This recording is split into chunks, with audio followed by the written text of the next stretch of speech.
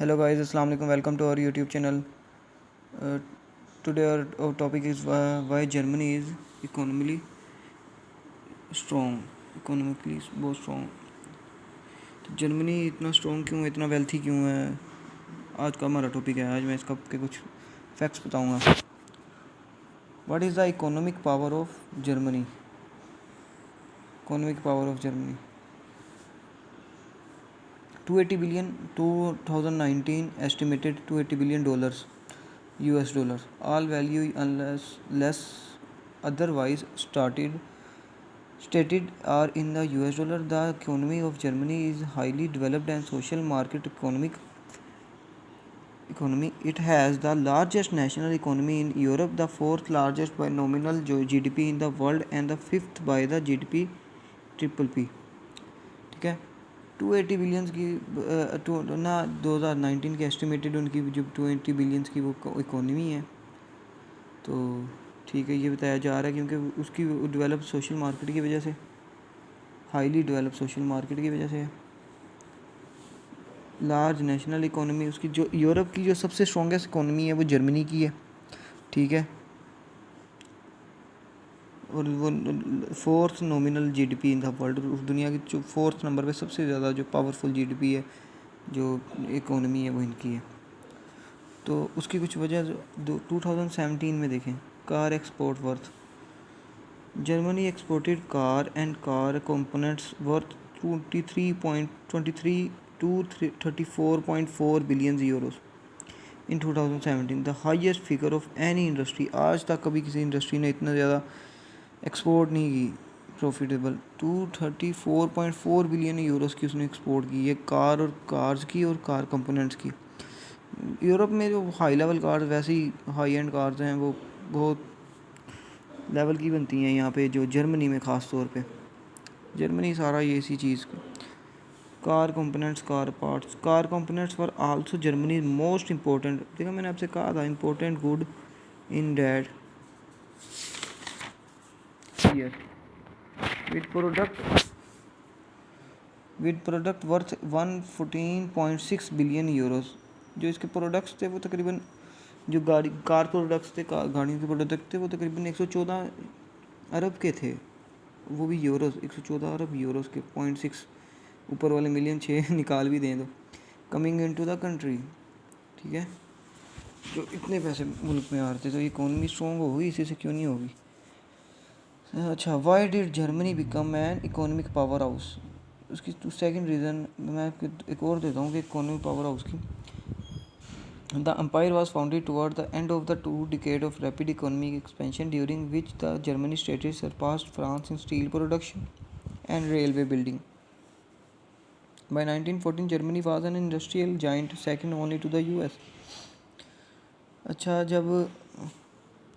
जब वहाँ के एम्पायर ने, जब वहाँ के वो रूलर ने देखा कि ये अब ये एक्सपेंशन के बाद ये उसने इतनी तेज़ी से 2 डेकेड्स में अपना ग्रो किया है कि उसने फ्रांस को सरपास किया। फ्रांस जो था ना, वो इंडस्ट्रियल किंग था पूरे यूरोप का। ठीक है, इंडस्ट्रीज़ में सबसे आगे था। ये देखें, surpassed France in steel production and railway building. Railway की जो बिल्डिंग्स थी, वो मतलब रेलवे जो बिल्ड करते थे, ये ट्रैक्स वगैरह जो, और ट्रेन की पार्ट्स और ट्रेन और ट्रैक्स, ये सारा फ्रांस में बहुत ज़्यादा मेनली काम हो रहा था। लेकिन 1914 में जर्मनी जो है उसने उसको सरपास किया। सरपास्ड का मतलब है कि उसको पीछे छोड़ दिया। ठीक है, और इंडस्ट्रियल जाइंट बन गया वो, दूसरा दुनिया का सबसे बड़ा यूएस के मुकाबले में। Why is Germany so wealthy?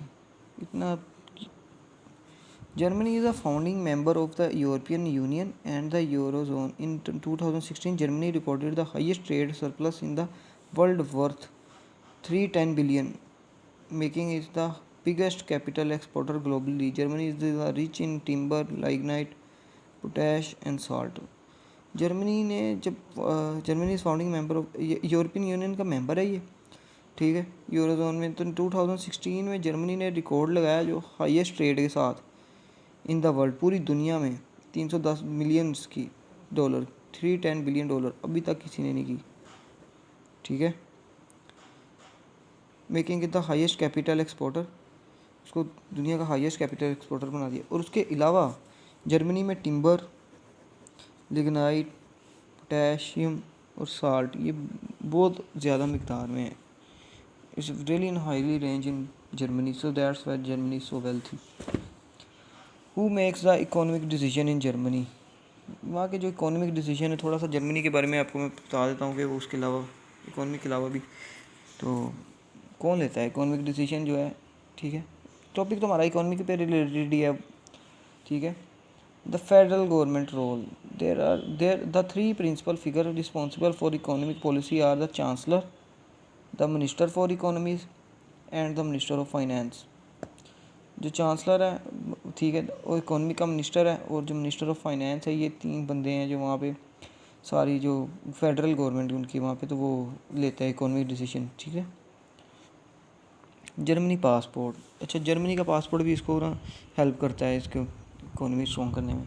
क्योंकि अगर आपकी कंट्री में आपके साथ कोई क्राइसिस है, कोई इशू है, आपके साथ भी कोई पर्सनल इशू भी है, तो आप दूसरी कंट्री में जाके किसी अच्छी डेवलप्ड कंट्री में, तो वहाँ पे आप अगर अपनी अर्निंग स्टार्ट करें तो आप वहाँ पे भी अच्छी अर्निंग कर सकते हैं. और आपके पास हाई अपॉर्चुनिटीज़ होती हैं कि दूसरी, आपके पास ज़्यादा अपॉर्चुनिटीज़ हो जाती हैं कि आप दूसरी किसी और स्टेट में जाके, किसी और कंट्री में जाके आप वहाँ पे वर्क करें और वहाँ पे अपना बिज़नेस करें किसी भी किस्म का, तो आपके पास ज़्यादा अपॉर्चुनिटीज़ हैं. ठीक है.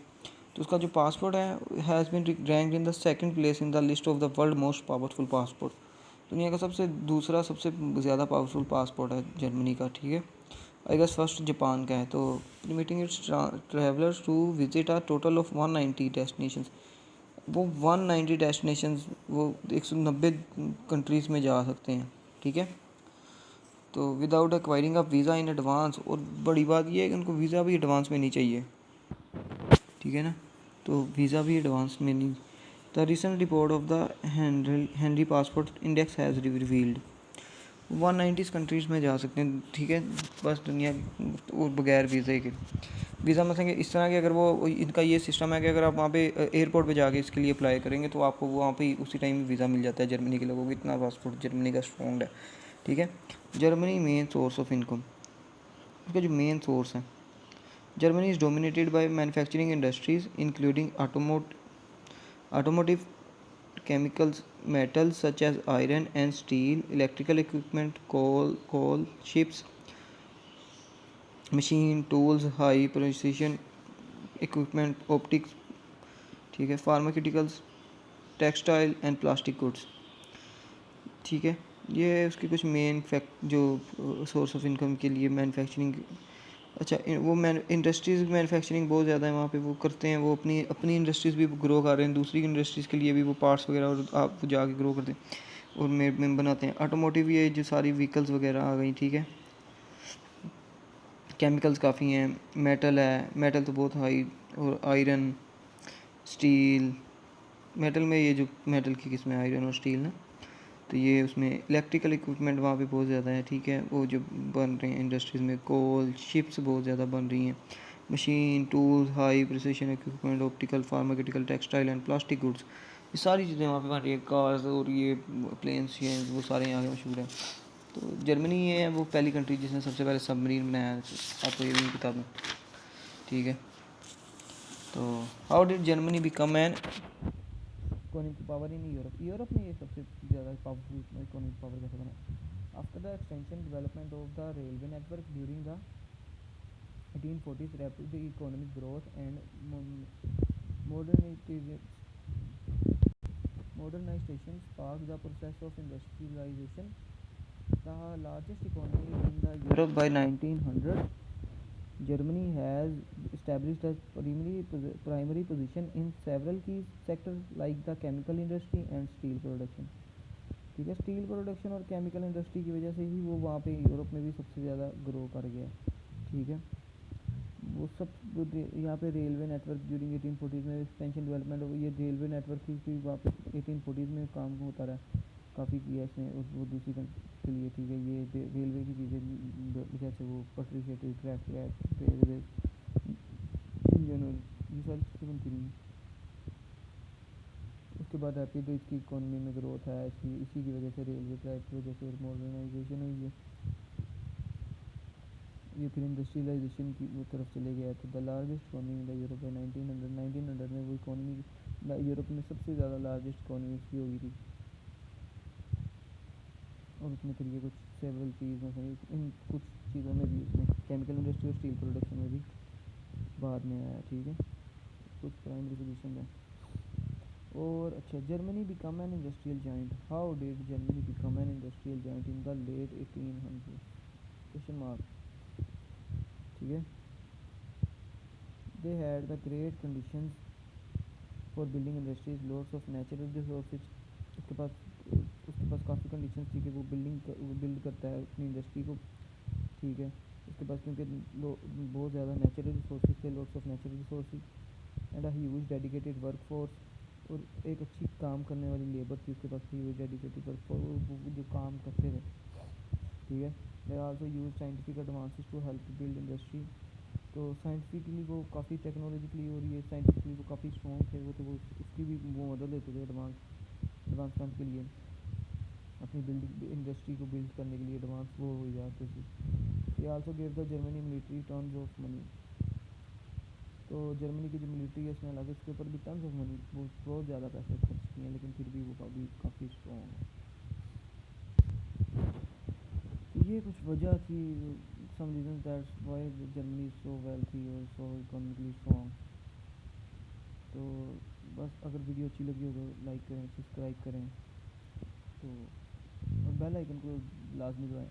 अल्लाह हाफिज़, मिलते हैं फिर किसी दिन किसी और अच्छी वीडियो में इंशाल्लाह।